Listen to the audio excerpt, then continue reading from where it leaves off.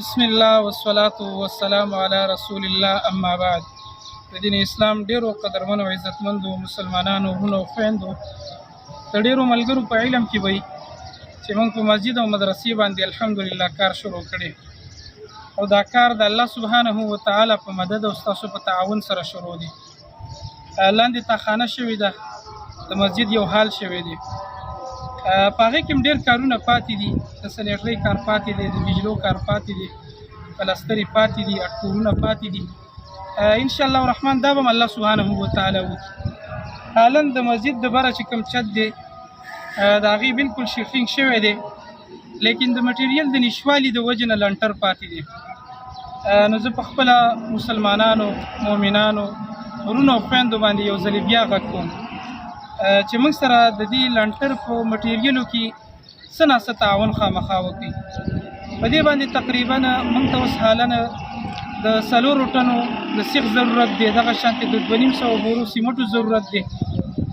که یو ملګری داسې وي چې دغه ټوله خرچه په خپل ځان باندې اخلي، را دي شي مټیریل دې راوړي او په خپلو لاسونو باندې دې ولګوي. که یو ملګری ټوله خرچه نشي اخیستلی، کم از کم یا د سیمټو دې واخلي یا د سیخ واخلي، که ټوله نشي کم از کم 1 بورۍ سیمټ، 2 بورۍ سیمټ، 3 بورۍ سیمټ، 10 100 چې څومره پورې د چا څومره وس کېږي نو موږ سره په دې کې تعاون وکړي. او دغه شانتې 1 ټن سیخ، نیم ټن سیخ چې څومره وس کېږي موږ سره په دې کې تعاون وکړي. د سریې 1 ټن په موجوده وخت کې مختلف چلیږي، د 2,15,000 نه راواخله تر 2,10,000 روپو پورې ده. که یو سړی څه حصه په دې کې اخلي یا پکې موږ ته 1 ټن اخلي، دغه شانتې د سیمټو 1 بورۍ د 1400 او د 40 نه راواخله 1415 پورې 1 بورۍ سیمټ هغه راځي. که یو سړی په دې کې څومره بورۍ موږ ته اخلي نو دا هم ډېره ښه خبره ده. نو د خبرې غرض مې دا دی چې په دې لنټر کې د دې په مټیریلو کې موږ سره تعاون وکړي. که یو سړی نږدې او خپله راشي او د موږ نه تپوس وکړي او موږ ورته ووایو چې دې شیزونو ته ضرورت دی او هغه راوړي، موږ دې ته ډېر زیات خوشحالېږو په نسبت د هغه چا چې موږ ته پیسې راولېږي. نو چې دا مټیریل راشي نو دا موږ ته هم اسانتیا وي او زموږ هم زړه په دې باندې خوشحاله شي او زه مټیریل رالی نو موږ بیا صرف په استعمال کې راولي.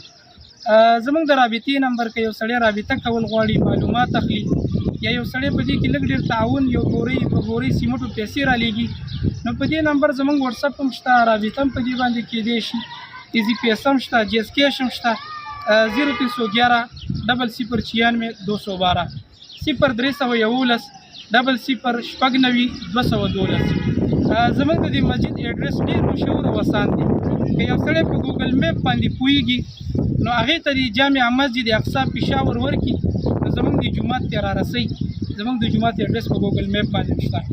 او که یو سړی راتګ غواړي نو ډېر مشهور ځای دی، د رینګ روډ نه په دیر کالنۍ باندې هم چې راننوځي اسان دی، او دغه شانتې جبې پل باندې چې راننوځي هم اسان دی. دوره روډ مسجد ټاون ته بلکل مخامخ وینو سره پل سره بلکل نږدې په دې بازار کې د مین روډ د پاسه زموږ دا مسجد دی، جامع مسجد اقصی. موږ ستاسو د تعاون په انتظار یو. الله سبحانه و تعالی نه دعا هم کوو چې چا موږ سره په دې کې تعاون کړی دی الله دې یوې روپۍ بدلې په دنیا او آخرت کې ورکړي. یو بهترینه صدقه جاریه ده.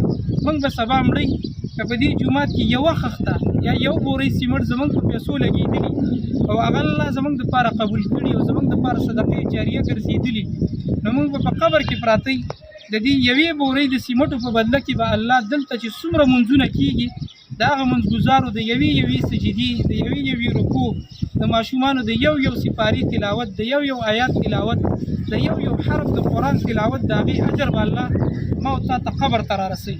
الله دې موږ ته توفیق راکړي چې په دې ځایونو کې تعاون وکړو او الله سبحانه و تعالی دې په موږ او تاسو کې اخلاص را پیدا کړي. دا ملګری به ورته لنټر هم وښیي، لاندې چې کوم